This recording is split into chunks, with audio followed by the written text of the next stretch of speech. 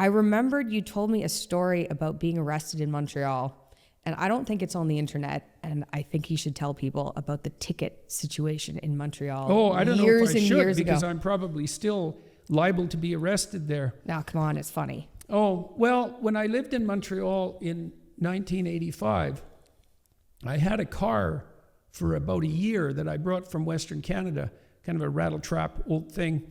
And it was impossible to park in Montreal. It's still impossible to park in Montreal. The parking rules in Montreal are insane. There's no way you can park in Montreal, period, but you certainly can't park and not get tickets. Anyways, I was out one day at like 6 a.m, moving my car from one side of the street to the other, because this is what you have to do in Montreal. And I was looking a lot for a parking spot, and I went through a red light, and someone clipped my rear end. It was my fault entirely. And apparently I got a ticket for that, which isn't surprising, but they never gave me the ticket then. Apparently they can mail you a ticket later. I moved a lot in Montreal, and I wasn't too concerned with forwarding addresses and that sort of thing at that time in my life. And years later, like 7 years later, it was the day I was going to hear from Harvard about whether or not I was going to get hired there. And I was driving along the road with my roommate at the time in another rattle-trap old car, which I had just got. It used to be my grandmother's. And all of a sudden there was a cop behind me in a car, and there was a cop in front of me in a car, and there was a cop beside me. And then I was being pulled over. And this was just around a time when some poor son of a bitch had got shot when he was pulled over for, I don't know, reaching beneath the seat too quickly or something. So anyways, I made sure I put my hands up on the dash and waited, and they told me that there was a warrant out for my arrest. And I said, what for? And they said, we don't know, which is not good, right? That's not good, because like maybe it's for a traffic ticket, which is what I eventually found out. I had no idea at that point. I had no idea that I had an outstanding traffic ticket. And anyways, they said they didn't know, and they escorted me to the police station and said that I had an unpaid ticket and that I owed $350, which was a lot of money at this time. This was like in 1992, I believe. So it was literally 7 years later. And it turned out that my roommate there had all the rent money in cash. And so anyways, they weren't going to let me go unless I paid this, which was also weird in retrospect, because like, do you pay a ticket at the police station in cash? Maybe. Well, French law is different than English law. French civil law is different. But anyways, they took my shoelaces and all the other things I might use to hang myself with, and were going to put me in a cell. And I said that I had the money, and I went, I don't remember how they let me contact my roommate, who was still sitting in the car wondering what the hell was going on. And I paid it, and they let me out, and I thought they would just figure if I got a call from Harvard to let me know whether I got my job there, that I would be in jail, and I wasn't sure how that would be explained. Anyways, so that was annoying and comical and ridiculous and dangerous and surprising. And then like 4 years later, I had moved down to Boston because I did get my job at Harvard, which I was absolutely thrilled with, because Harvard at one point, instead of being a like woke DEI infested rat hole, was actually arguably the world's best university. And it was a very good place in the early 1990s. And I was driving back to Montreal to visit people in Montreal, and I made a left-hand turn where I shouldn't, because I was trying to get on a highway, which is also very difficult in downtown Montreal. People have to understand, Montreal is not like the rest of Canada. Parking is impossible. They changed the laws, so you have to move your car at like 5 or 6 in the morning because it's suddenly illegal to park on that side of the street. And driving is impossible, and nobody there drives properly. It's a crazy place to drive. It's like the craziest place to drive in Canada. And having said that, apart from the riots, and we can thank Trudeau for that, because Montreal, when I lived there, it was a wonderful city. I loved it in every possible way, except the winters were brutal. The food was great. It was peaceful and a joyous city, really. It was a party outside all the time in Montreal.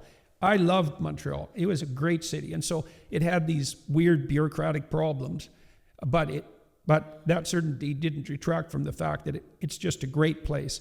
And anyways, I made an illegal left-hand turn, and the cops pulled me over. And they said, "There's a warrant out for your arrest." And I thought, oh my God, now I'm really in trouble, because they basically have to take you in if there's a warrant. And I said, well, I have no idea what's going on here. Like, I don't live here. I've been gone for like 3 years. And they said, well, apparently you have a traffic ticket from like 1985 that wasn't paid. And I thought, yeah, it was paid. And I said, I paid it at the police station. And they said, do you have a receipt? And I thought, yeah, I have a receipt from everything I've bought in the last 30 years. My trunk is full of all the receipts that I always carry around everywhere, especially after I'd moved out of the country. I said, well, no, I don't have the receipt, like seriously, And they said, well, we either have to arrest you or let you go. And they let me go, which was like, okay, well, thank you. I mean, that's excellent. I don't understand it, but great. I think I had you with me in the car, always coming in handy. Yeah, I know, baby. And I think Tammy was with me. And so, we looked vaguely respectable. And it was obvious that, well, even where I turned left illegally, everyone turned left illegally there because it was the only way you could get on the highway without taking some idiot circuitous route. So anyways, then I thought, well, what the hell am I going to do about this? Because I paid that ticket. So I phoned the police station. I said, there's a warrant out for my arrest. What should I do? And I said, should I come in and straighten this out? They said, no, if you come in, we have to arrest you.